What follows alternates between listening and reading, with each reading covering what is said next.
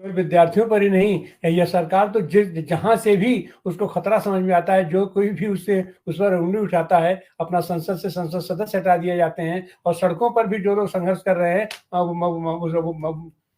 उसके एक उदाहरण हमारे सामने डॉक्टर सुनीलम, इनको फिर से अरेस्ट वारंट जारी हो चुका है।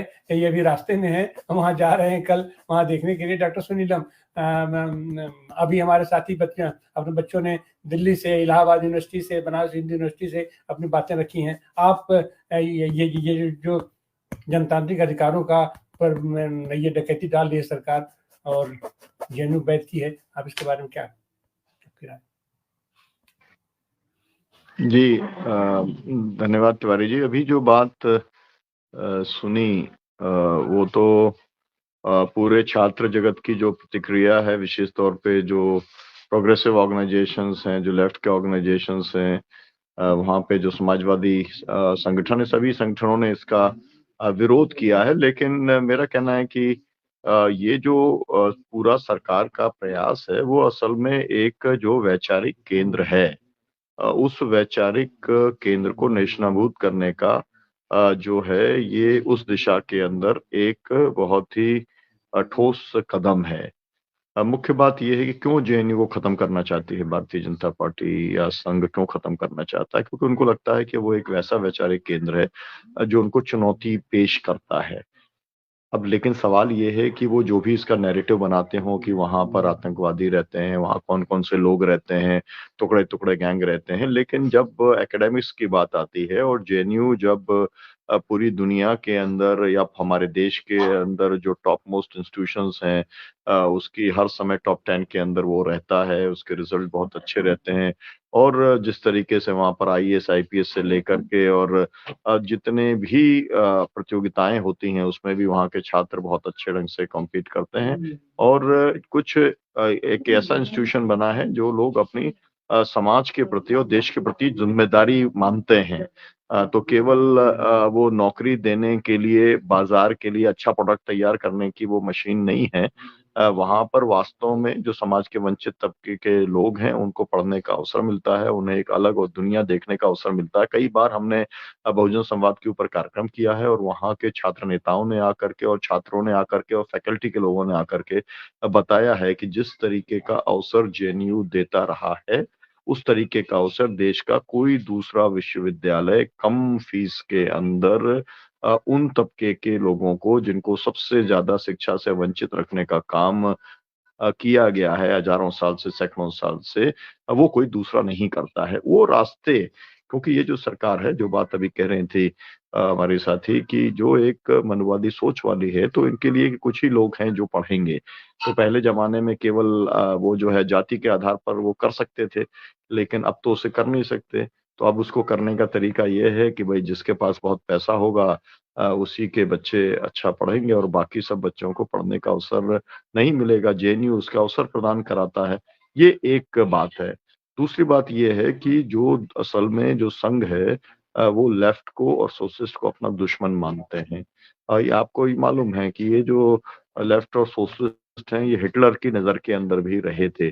चाहे वो हिटलर का कि जब वो मतलब जर्मनी के अंदर जब राज रहा हो तब, या फिर जब मुसोलिनी ने राज किया हो, तो जो विचारधारा वाले लोग थे, जो वर्ग संघर्ष की बात करते थे या दुनिया को बेहतर बनाने की बात करते थे, सभी लोगों को आगे बढ़ने के अवसर देने की बात करते थे, उन लोगों को किस तरीके से प्रताड़ित किया गया था, उनका खात्मा करने का काम किया गया था। उसी फासिस्ट रास्ते के ऊपर ये सरकार चल रही है। तो मेरा कहना यह है कि जेएनयू के जो स्टूडेंट्स हैं वो तो उसका विरोध करेंगे, लेकिन ये एक मास मूवमेंट बनना चाहिए। अभी जो है लगभग सभी जगहों पर छात्र संघ के चुनाव बंद कर दिए हैं। छात्र संघ के जब चुनाव होते थे तो पूरे देश के अंदर एक नया नेतृत्व मिलता था। यूपी का या देश का जितना नेतृत्व था वो सब छात्र संघों से ही आता था। लेकिन वो सब अब पूरी तरीके से खत्म करने का काम हुआ है।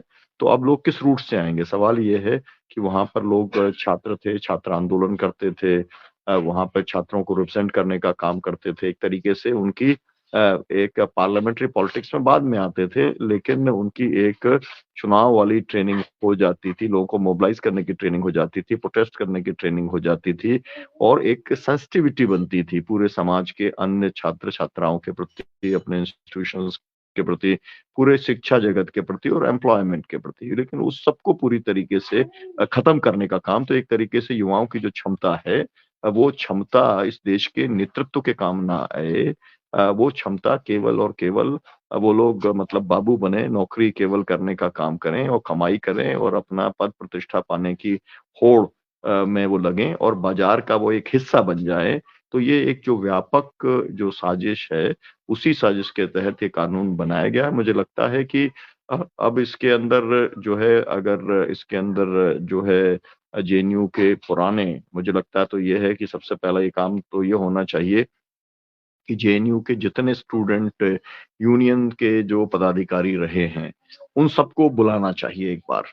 और मुझे याद है कि जब इनका कन्हैया कुमार का और इन सब लोगों की उस समय गिरफ्तारी वगैरह हुई थी, उसके बाद में ये एक एफर्ट जेएनयू के स्टूडेंट यूनियन के लोगों ने शुरू किया था। मुझे लगता है कि अब उसको रिवाइव करने की ज़रूरत है और पूरे सबसे पहले जेएनयू के जो स्टूडेंट यूनियन के जो भी अब तक पदाधिकारी रहे हैं, जो नेतृत्व करता रहे हैं, वो सब लोग तत्काल जल्दी से जल्दी वो लोग मिलें, बैठें और उसके बाद में देश भर के छात्रों की जो है छात्र नेताओं की देश भर के वो मीटिंग बुलाने का काम करें और एक बड़ा व्यापक आंदोलन, है ना? क्योंकि जेएनयू जो है वो केवल जेएनयू के छात्रों का नहीं है।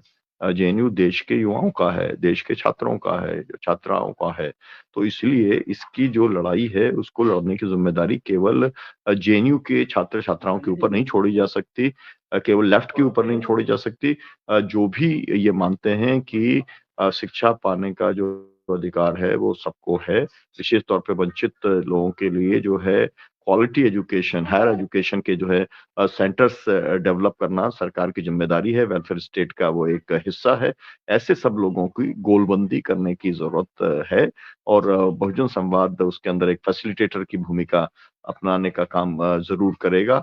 तो मैं जो भी ये साथी बहुजन संवाद को देख रहे हैं, मैं उन सबसे कहना चाहूँगा कि आपके जो भी छात्र संगठन के जो साथी हैं, युवा संगठनों के जो साथी हैं, उन सब तक इस आप वीडियो को पहुँचाने का काम करें, इस चर्चा को पहुँचाने का काम करें और अपनी-अपनी जगह पर गोलबंदी करें। मैं व्यक्तिगत स्तर पर भी जो जेएनयू के जो पुराने नेता हैं, अब सीताराम येचुरी भी उसके एक समय में रहे, हम लोगों के अनिल चौधरी जी हैं, वो भी रहे, तमाम सारे लोग प्रोफेसर आनंद कुमार हैं, वो सब रहे।